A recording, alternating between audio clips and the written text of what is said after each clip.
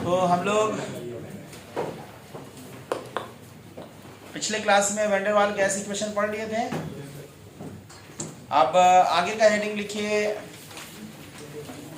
Compressibility factor. Heading लिखिए compressibility factor.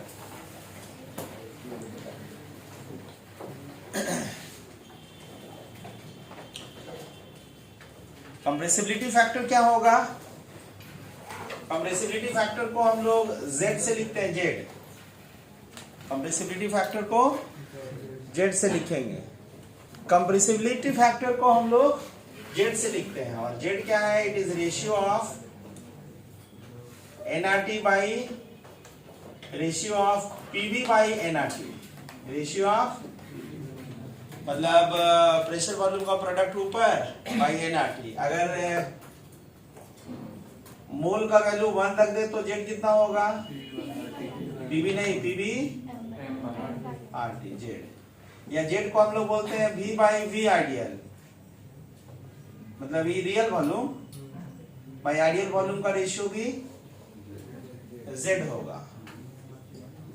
तो अगर प्रेशर लिखेंगे तो क्या होगा? P आइडियल वॉल्यूम का इनवर्स नहीं ना होता, P आइडियल बाई इसका रेशियो को भी।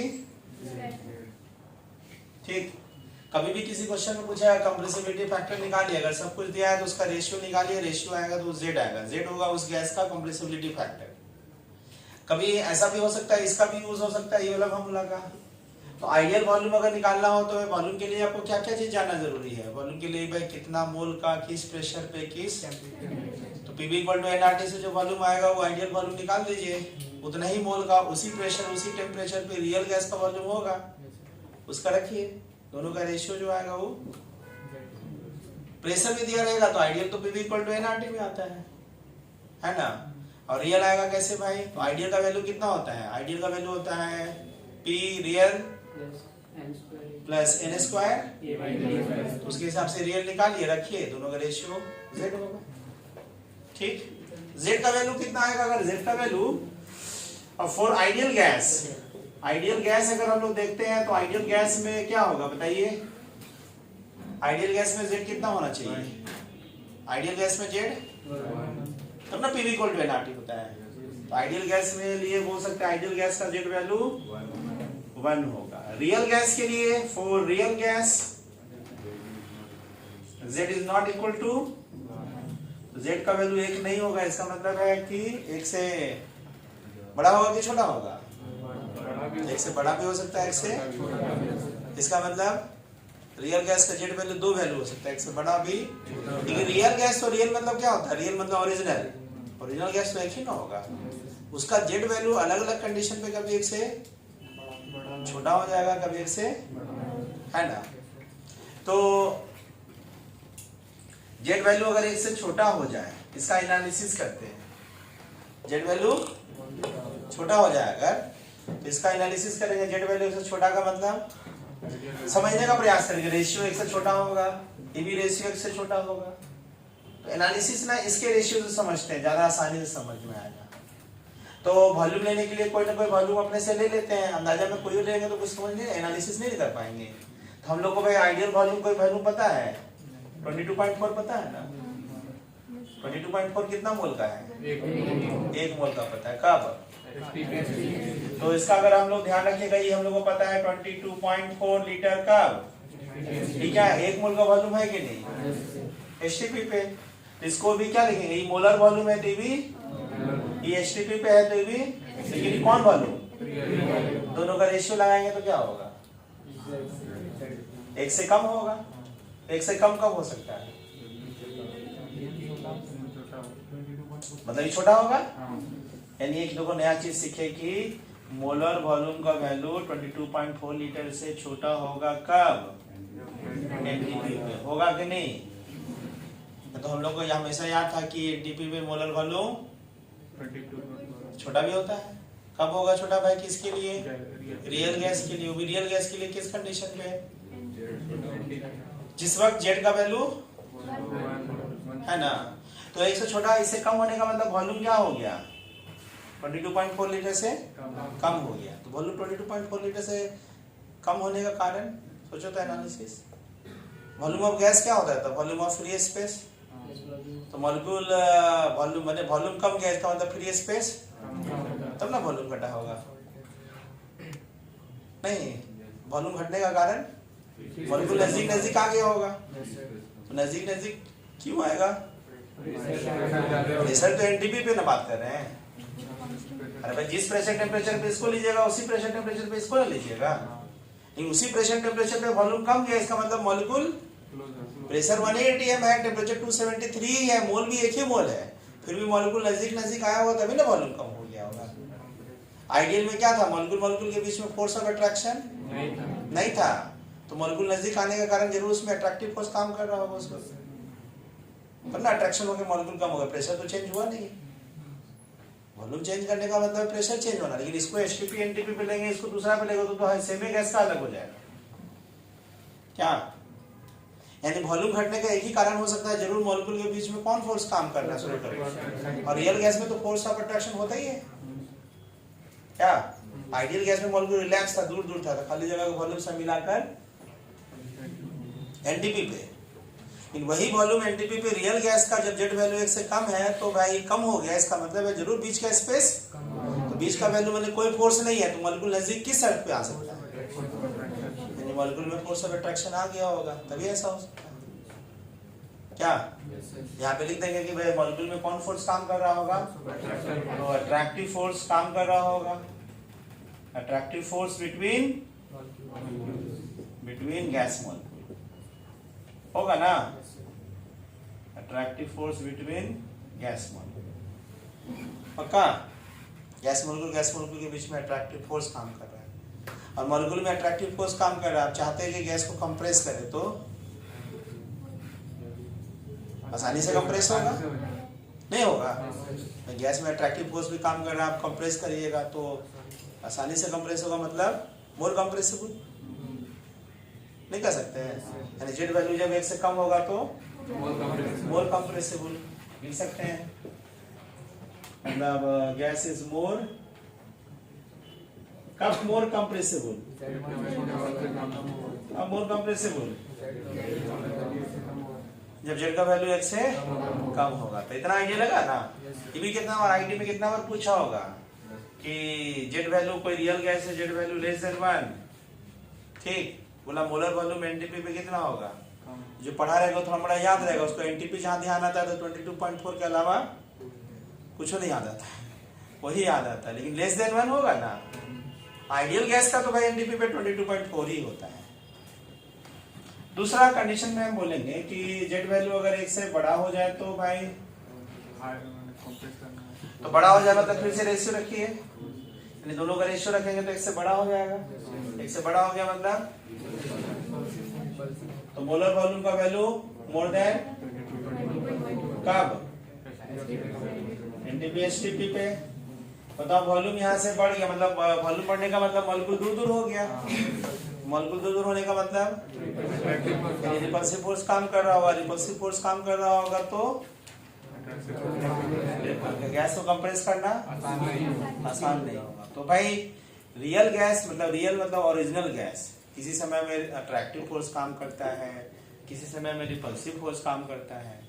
तो ये क्या करते होंगे कि अलग अलग गैस, अलग अलग सेमी गैस के समय बिहेवियर अलग बदलता होगा।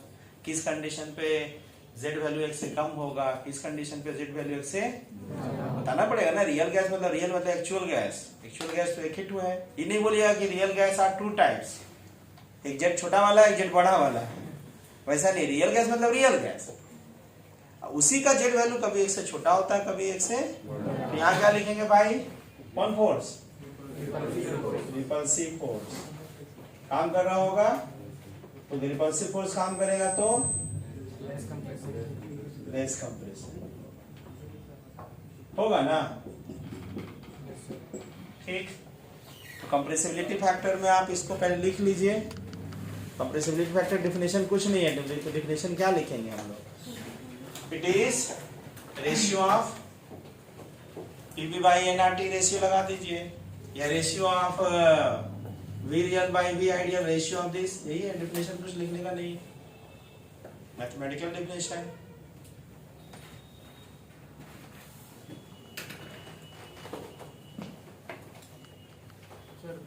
रियल इक्वेशन से हम लोग आइडियल गैस का प्रेशर या वॉल्यूम निकालना है तो हाँ, उसके लिए ए और बी का वैल्यू पता होना चाहिए तब ना।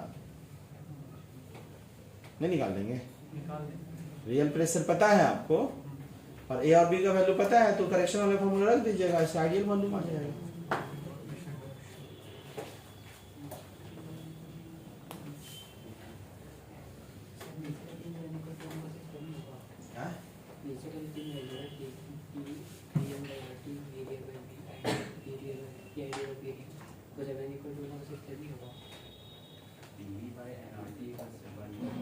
हाँ, पूरा रेशियो 1 होगा तब बोलेंगे कि आइडियल गैस।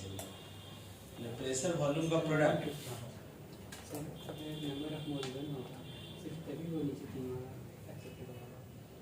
नहीं, तो नीचे अगर हम बोलेंगे कि नीचे जेड का वैल्यू 5 मोल का रखेंगे तो भी 5 मोल का रखेंगे, 10 मोल का तो भी 10 मोल का रखेंगे। अपने मन से n इक्वल टू इसके लिए केवल n इक्वल टू 1 ना, इसके लिए केवल इस कंडीशन के लिए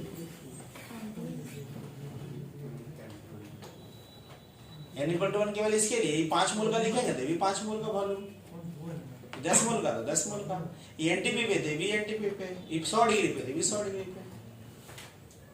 नहीं बी और ए कैलकुलेट कैसे करते हैं? क्वेश्चन आएगा तो जैसा डेटा दिया जाएगा, थोड़ा महंगा पड़ेगा, मतलब मेहनत लगेगा, इस तरह का इक्वेशन आएगा तो मेहनत लगेगा। क्वेश्चन देखिएगा ना, आप बनाइएगा, बुक में होगा ना, सब्जेक्टिव बोले है ना कि कोई भी क्वेश्चन हो तो जे एडवांस का क्वेश्चन आया हुआ देखिएगा ना बुक में, तो पहले वही बनाएगा, ज्यादा अच्छा रहेगा। उसमें ए और बी वाला पुराना जमाना में क्वेश्चन कैलकुलेट करने के लिए आता था, उसको बनाइए। मैंने अब तो ऑब्जेक्टिव आने लगा है ना, तो ऑब्जेक्टिव में उतना लंबा कैलकुलेटिव नहीं आता, ज्यादा कैलकुलेटिव होगा, 1 पेज 2 पेज में आंसर आए। लेकिन ऐसा नहीं है, सब्जेक्टिव जिसको सब्जेक्ट सीखना है तो हर सब्जेक्ट का भाई क्वेश्चन सब्जेक्टिव खाली बनाइए, सब्जेक्टिव जरूर बनाइए, शुरुआत हो तब 10 क्वेश्चन 20 क्वेश्चन 50 क्वेश्चन। हम अब केमिस्ट्री पॉइंट ऑफ व्यू से बोल रहे हैं, कम से कम 20 क्वेश्चन। मैथ में ज़्यादा बनाना पड़ता है, मैथ में ज़्यादा प्रैक्टिस करेंगे तभी ज़्यादा समझ आएगा, क्योंकि उसमें बहुत ज़्यादा वेरिएशन होते रहता है ना। फिजिक्स में भी खाली ऑब्जेक्टिव बनाने से कोई कॉन्सेप्ट क्लियर नहीं होता है। शुरू में कॉन्सेप्ट क्लियर हो जाएगा ना, उसके बाद ऑब्जेक्टिव बनाते रहिए। एक ही गैस का एक ही कंडीशन में 2 अलग-अलग गैस का वैल्यू किसका? हाँ, अब आपसे पूछेगा ना कि जेड कभी तुम गुस्सा में होता है, कभी तो खुश रहता है, अलग अलग समय में तुम्ही तो कंडीशन होगा ना। तो गैस बेचारा ये भी तो कुछ दुनिया का, हमारे क्या बोलते हैं, नेचर का मटेरियल्स है ना। इसको आप दबा के रख रहे हैं, प्रेशर हाई पे रख रहे हैं कि प्रेशर लो पे रख रहे हैं, उसके हिसाब से बेचारा जेड वैल्यू चेंज हो जाता है। अब ये निकालेंगे कि जेड वैल्यू कब 1 से छोटा होता है, जेड वैल्यू सेम गैस का कब 1 से बड़ा होता है, कौन कंडीशन होगा। हाँ, लेकिन एक कंडीशन जेड का वैल्यू छोटा होगा तो उसका मतलब क्या क्या है वो समझा दिए कि जेड का वैल्यू 1 से छोटा होगा उसका मतलब ऐसा ऐसा हम ऑब्जर्वेशन फील करते हैं, जेड वैल्यू 1 से बड़ा होगा तो हम ऐसा ऐसा ऑब्जर्वेशन फील करते हैं। बट जेड का वैल्यू 1 से छोटा होगा कि 1 से बड़ा होगा, ये किस कंडीशन पे होगा, वो अगला पॉइंट है।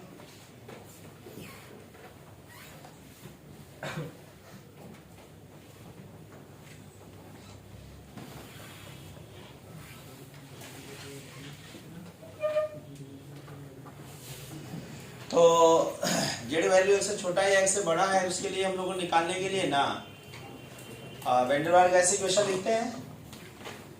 तो वैन डर वाल गैस इक्वेशन आपका क्या होगा, n² a बाई कितना मोल के लिए है, ये कितना मोल के लिए, n मोल के लिए, n मोल के लिए ना है वैन डर वाल गैस इक्वेशन 4।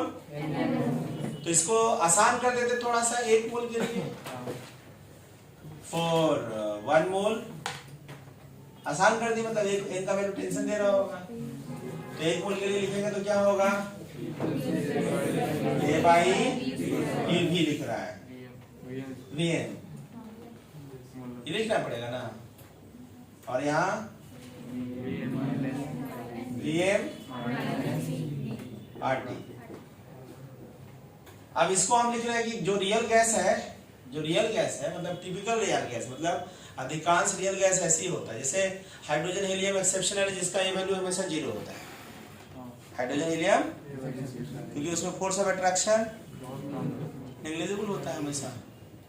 तो इसी को अगर हम रियल गैस लिए और लिख रहे हैं एट वेरी लो प्रेशर,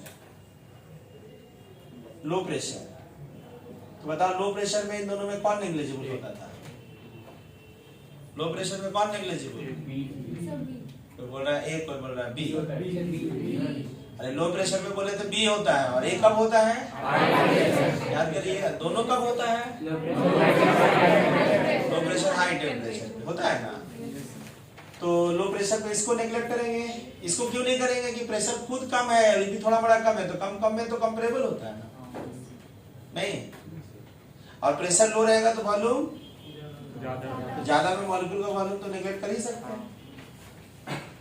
तो लो प्रेशर पे इक्वेशन को रिड्यूस करके हम लोग ऐसा लिख सकते हैं ना, ये 1 मोल के लिए कभी कहेगा 3 मोल के लिए, तो इनका वैल्यू 3 रख के लिखना होगा। ऐसा जितना मोल के लिए क्वेश्चन होगा बनाइएगा तो रहता है पीबीएम।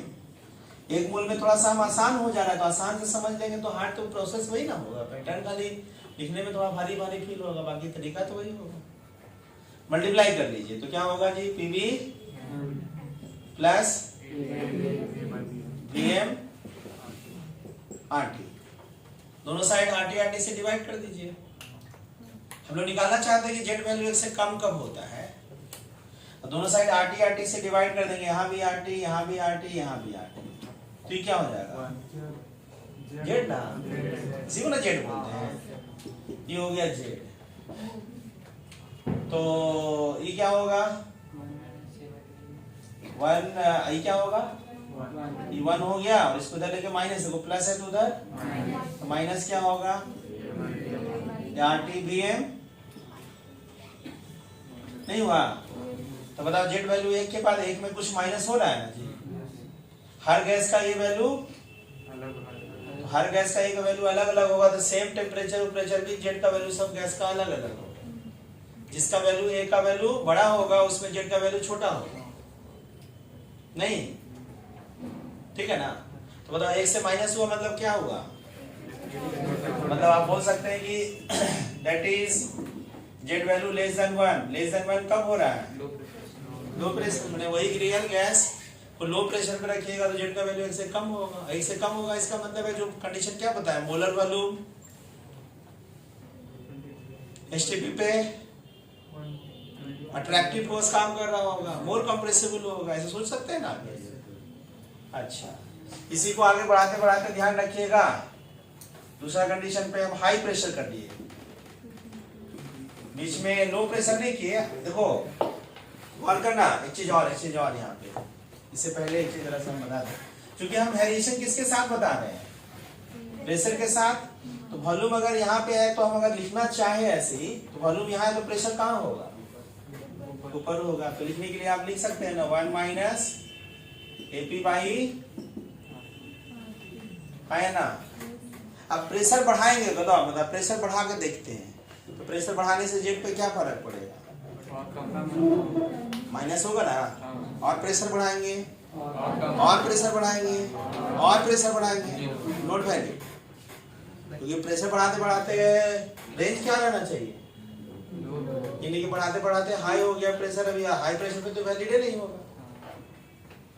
बात समझिए, जो बात आप बोल रहे हैं कि प्रेशर बढ़ाने से जेड कम होगा, ये कब तक वैलिड होगा? जब तक आप प्रेशर बढ़ा रहे हैं और बढ़ाते बढ़ाते प्रेशर का रेंज लो ही रहे, तब ना वैलिड है। हाई प्रेशर पे भैया, हाई प्रेशर पे थोड़ी नेगलेक्ट होगा, ही नेगलेक्ट हो जाएगा, इसलिए तो इक्वेशन दूसरा ना आ जाएगा।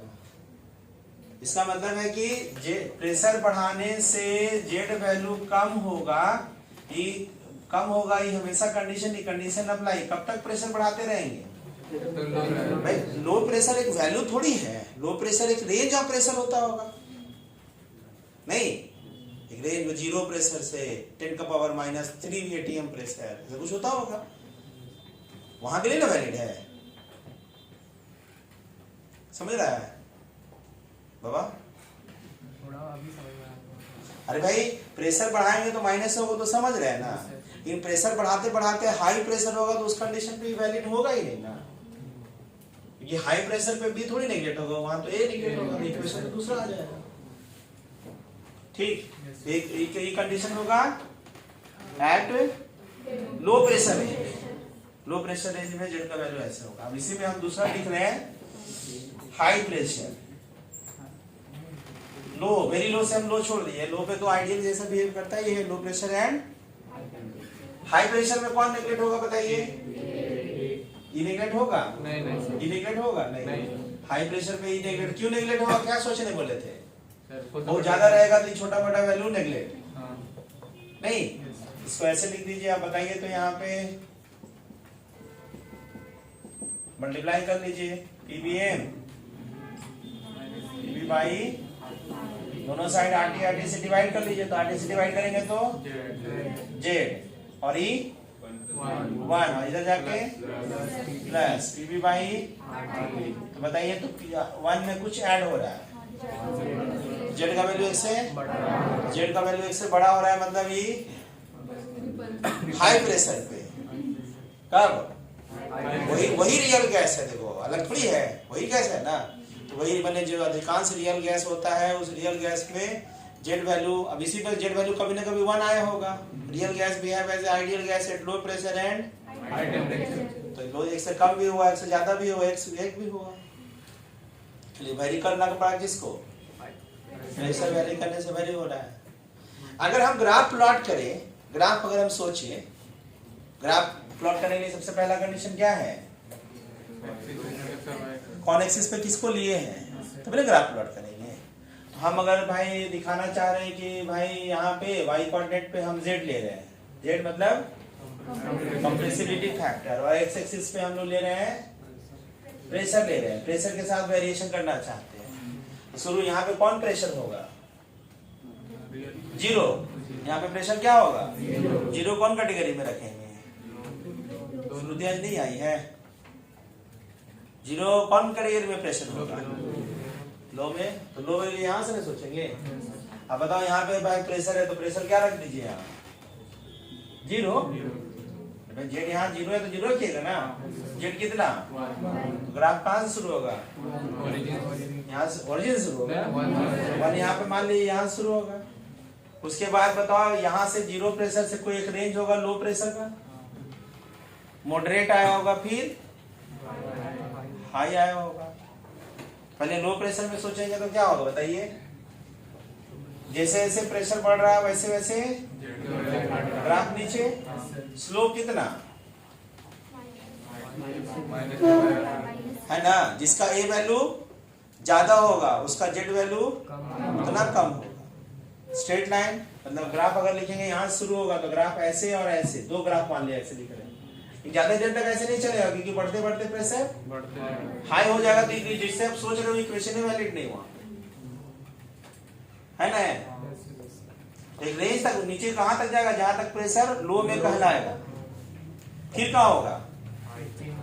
यानी ग्राफ का पैटर्न तो मतलब नीचे 2 ग्राफ लिखे तो नीचे इसमें से नीचे वाला कौन होगा? जिसका ये वैल्यू ज्यादा होगा, जिसका ये ज्यादा होगा तो माइनस ज्यादा ना करेंगे। सेम प्रेशर पे देखो, प्रेशर सेम रखे, प्रेशर हम यहाँ पे प्रेशर हम सेम रख रहे हैं, प्रेशर वही रहेगा, सब कुछ वही है, प्रेशर यही रखे और यहाँ को कट किए तो यहाँ पे जेड इतना आ रहा है, यहाँ पे जेड इतना आ रहा है। जिसका जेड कम किसका होगा? जिसका जेड कम होगा जिसका ये वैल्यू है ना। तो नीचे वाला कौन होगा? जिसका ये वैल्यू, जैसे अमोनिया का लिख रहे हैं ग्राफ, हम ग्राफ प्लॉट कर रहे हैं भाई CO2 और CO का ग्राफ प्लॉट कर, तो CO2 और CO का ग्राफ प्लॉट करेंगे तो नीचे वाला कौन होगा? जिसका ए वैल्यू ज्यादा है। ए वैल्यू ज्यादा किसका? CO का। बोले थे ना जो ज्यादा मॉलिक्यूलर मास रहता है उसका ए वैल्यू हाइड्रोजन बॉन्डिंग का डाइपोल ना रहे तो ठीक। तो नीचे वाला किसका होगा? CO2 का। क्यों सोचे CO2 का? ए का वैल्यू ज्यादा होगा तो ज्यादा माइनस कर देगा तो जेड छोटा होगा नहीं। लेकिन वही अगर आगे ऊपर जाएगा तो सुनो, आगे ऊपर जाएगा हाई प्रेशर पे क्या करेगा? तो वो बी पे डिपेंड करेगा, और बी किस पे डिपेंड करता है? साइज पे। बी किस पे डिपेंड करता है? दोनों में साइज किसका है? CO2 को ज्यादा होगा तो यानी स्लोप याद रखो, हाई प्रेशर पे स्लोप होगा, देख लीजिए हाई प्रेशर पे स्लोप अलग, लो प्रेशर पे स्लोप। हाई प्रेशर पे स्लोप कितना के बराबर? B/RT। और लो प्रेशर पे -A नहीं। तो हाई प्रेशर पे स्लोप डिपेंड करेगा किस पे, और बी किस पे डिपेंड करता है, जिसका साइज ज्यादा है उसका स्लोप ज्यादा है। साइज दोनों में किसका ज्यादा है? तो ग्राफ में नीचे यहाँ पे कौन है, CO2 वाला ही है, और ये नीचे घटते घटते ये ऐसे होगा कि नहीं, देखिए तो बताओ किसका स्लोप ऊपर ज्यादा होगा, CO2 वाला ग्राफ जाके ऊपर स्लोप ज्यादा हो गया है ना, पक्का। तो इसके हिसाब से ग्राफ अगर हम प्लॉट कर सकते हैं। और ये जेड कितना है यहाँ, Z1 किसके लिए होता है, आइडियल गैस का Z1 होता है। ग्राफ ऐसे ही होगा ना पैटर्न, एक बार जेई एडवांस में क्वेश्चन आया ऐसे ग्राफ प्लॉट कर दिया और गैस लिख दिया ABCD मैचिंग मैट्रिक्स मैचिंग, हाँ गैस लिख दिया ABCD यहाँ लिख दिया ग्राफ में, और एक कॉलम बना दिया कि ए कौन है अमोनिया, ए कौन है CO2, ए कौन है CO, ऐसे करके। जिसका नीचे ऊपर से देखना थोड़ा साइड देखना मुश्किल होता है, फोर्स ऑफ अट्रैक्शन देखना आसान होगा नहीं। जिसका फोर्स ऑफ अट्रैक्शन ज्यादा होगा मतलब जिसका ए का वैल्यू ज्यादा होगा उसका जेड नीचे वाला होगा, वो ग्राफ पे नीचे वाला होगा ना, नहीं। एक बार क्वेश्चन ऐसा आया, हाइड्रोजन हीलियम के लिए सोचेंगे तो क्या होगा, हाइड्रोजन हीलियम में हमेशा कौन नेग्लिजिबल होगा, ए का वैल्यू 0, तो हमेशा नेग्लिजिबल होगा, तो उसके लिए इक्वेशन यही होगा, चाहे प्रेशर हाई रखिए चाहे प्रेशर क्या, अरे हाइड्रोजन हीलियम चाहे लो प्रेशर, हाइड्रोजन हीलियम के लिए ए तो हमेशा नेग्लेक्ट होगा, और लो प्रेशर पर रखिएगा तो ये भी नेग्लिजिबल, मतलब आइडियल गैस जैसा बिहेव करेगा। अरे हाइड्रोजन हीलियम का ए वैल्यू तो हमेशा चाहे कोई वो प्रेशर रखिए ये तो 0 ही ना होगा, और लो प्रेशर पर रखिएगा तो बी भी 0, तो ए भी 0 बी भी 0, तो पी भी equal to ideal gas equation. Size छोटा तो बी नेगेटिव नहीं होगा, ऐसे मॉलिक्यूल का सब तो साइज छोटा ही ना रहता है, उसका ज्यादा ही छोटा नहीं है, मैं मॉलिक्यूल का साइज में डिफरेंस क्या होगा, बहुत कम रहेगा, एटम का साइज में डिफरेंस क्या होगा, बहुत नेग्लिजिबल डिफरेंस है ना। भाई मॉलिक्यूल का तो ऐसे भी हम बोल दिए, पहले कहाँ बोले मॉलिक्यूल का बहुत ज्यादा थोड़ी होता है, वैसे भी कम बोल के रखे, इसलिए साइज छोटा बड़ा होने से ज्यादा फर्क। तो हाइड्रोजन हीलियम का ग्राफ अगर हम प्लॉट करना चाहें तो हाइड्रोजन हीलियम के लिए हमेशा यहीं से ना शुरू होगा, और यहीं से शुरू होगा तो उसका इक्वेशन क्या आ जाएगा, फिर से होगा कि नहीं, बोलिए होगा।